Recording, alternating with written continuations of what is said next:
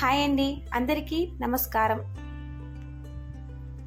కని పెంచిన అమ్మను కాదని అమెరికా వెళ్ళి అక్కడే సెటిల్ అయిన కొడుకు చివరకు అమ్మను వృద్ధాశ్రమంలో చేర్పించాల్సి వస్తే వయసులో అమ్మను ఒంటరిగా వదిలేశాడా లేదా కని పెంచిన అమ్మ ప్రేమను గుర్తుకు తెచ్చుకోవడం కోసం, కన్న తల్లిని ఆనందంగా ఉంచడం కోసం మాతృ దినోత్సవం నిర్వహించుకుంటాం.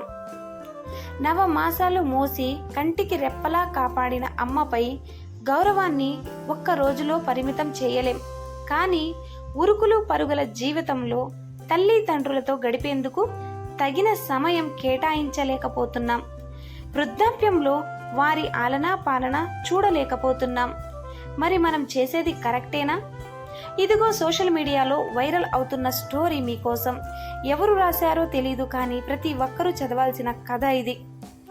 ఈ మధ్య ఒకానొక ఖరీదైన వృద్ధాశ్రమానికి వెళ్ళాను. ఖరీదైనది అని ఎందుకన్నానంటే అక్కడున్న వాళ్ళు అందరూ ఎన్ఆర్ఐల తల్లిదండ్రులు. నెలవారీ చెల్లింపులు డాలర్లలోనే ఉంటాయి. వృద్ధాశ్రమంలో తమ తల్లిదండ్రులు సుఖంగా బతకాలని పిల్లలు భారీగానే డబ్బు చెల్లిస్తుంటారు. ఇక్కడున్న చాలా మందికి పెద్ద పెద్ద ఇళ్ళు, కొందరికి పొలాలు, ఆస్తులు ఉన్నాయి.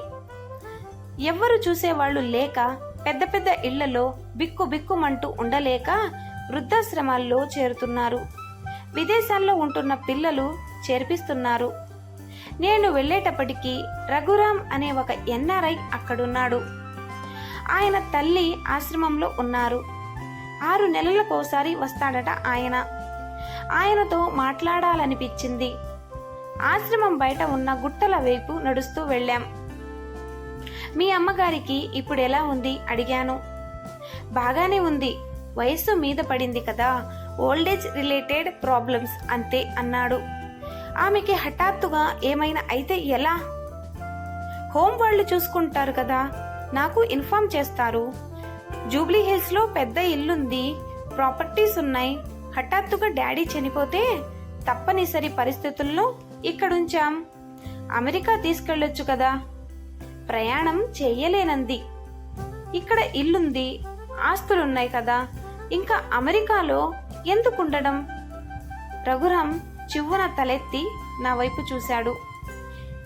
ఇక్కడేముందండి, ఎందుకుండలేరు? నా వైఫ్ పిల్లలు రారు.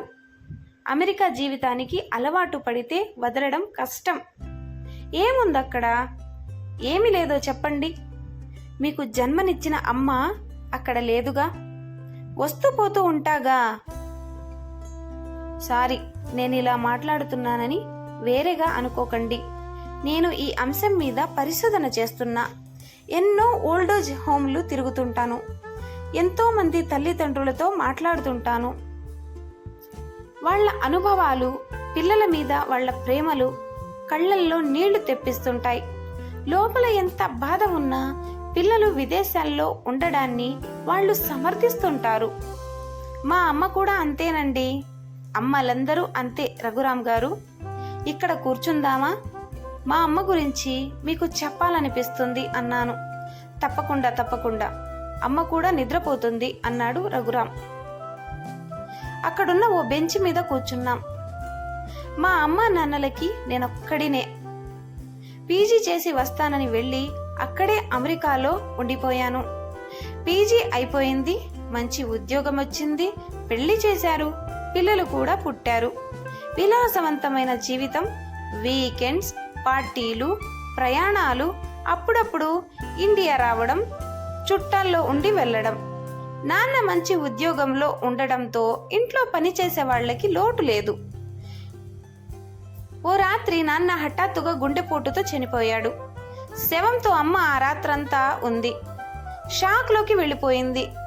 నాన్న చనిపోయాడని ఆమె మనసు ధైర్యం చేసుకోలేకపోయింది. 3 రోజుల తర్వాత నేనొస్తే, వచ్చావా, నాన్నని ఆసుపత్రిలో జాయిన్ చేసి నాకు చూపించడం లేదు అంది. నాకు ఏడుపు తన్నుకొస్తుంది. అమ్మ ఏడవడం లేదు. హాస్పిటల్కి పోదామంటుంది. అమ్మ చుట్టూ బంధువులున్నారు. అరగంట తర్వాత మార్చురీ నుండి నాన్న శవాన్ని తెచ్చారు. ఆయనకి ఆఖరి స్నానం చేయిస్తున్నప్పుడు అమ్మ విరుచుకు పడింది. నాన్న లేడని అర్థమైంది.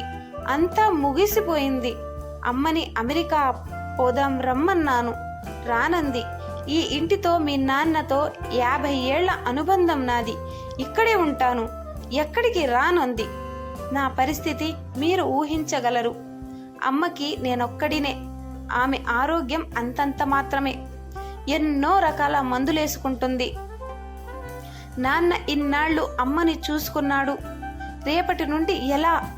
ఒంటరిగా ఉన్న ఓ దగ్గర బంధువును అమ్మ దగ్గరుంచి నేను వెళ్ళాను కానీ 15 రోజుల్లోనే తిరిగొచ్చాను. మళ్ళీ వెళ్ళాను, మళ్ళీ వచ్చాను.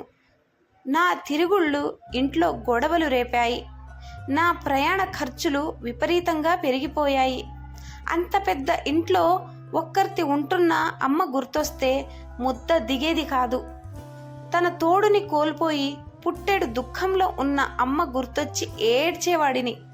నా జీవితమంతా అమ్మ పంచిన ప్రేమ లాలన మర్చిపోయి యంత్రంలా మారిన నా బతుకు పట్ల నాకే అసహ్యం వేసింది. ఓ రోజు నా పిల్లలిద్దరినీ కూర్చోబెట్టి నా పరిస్థితి గురించి చెప్పాను.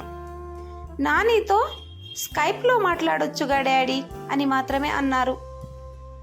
నేను ఇండియా వెళ్ళిపోవాలనుకుంటున్నాను. వాట్? ఆ ముసలామ కోసం నీ కెరీర్ పాడు చేసుకుంటావా అంది నా భార్య. డాడీ, ఆ డర్టీ ఇండియాకి మేము రామ్. ఇద్దరూ ఒకేసారి అరిచేశారు.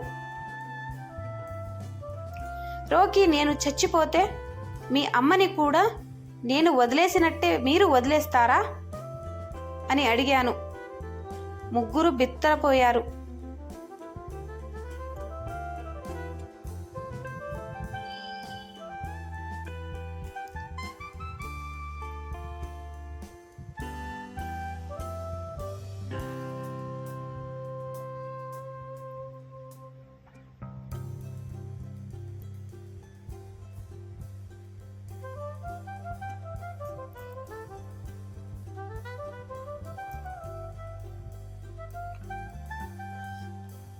ఆ తర్వాత నెల రోజుల్లో అన్నీ సర్దేసుకుని ఉద్యోగానికి రిజైన్ చేసి ఇండియా వచ్చేశాను.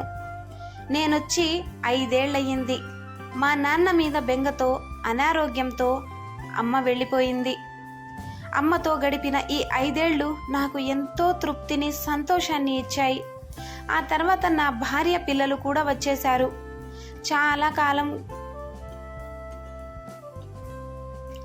చాలా కాలంగా ఇలా ఓల్డేజ్ హోమ్లు తిరుగుతూ నా కథ చెబుతుంటాను.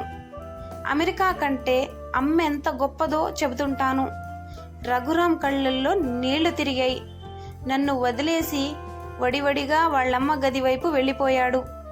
తల్లి తండ్రులు జీవించి ఉండగానే మనసారా సేవించి మన బాల్యంలో వారు పంచిన ఆప్యాయత అనురాగాలకు తిరిగి పంచి కన్నవారి రుణం తీర్చుకోండి. కాలం కరిగిపోయిన తర్వాత ఎంత ఏడ్చినా ఏంటి ఫలితం? వీడియో నచ్చితే లైక్ చేయండి, షేర్ చేయండి, తప్పకుండా సబ్స్క్రైబ్ మాత్రం చేసుకోండి.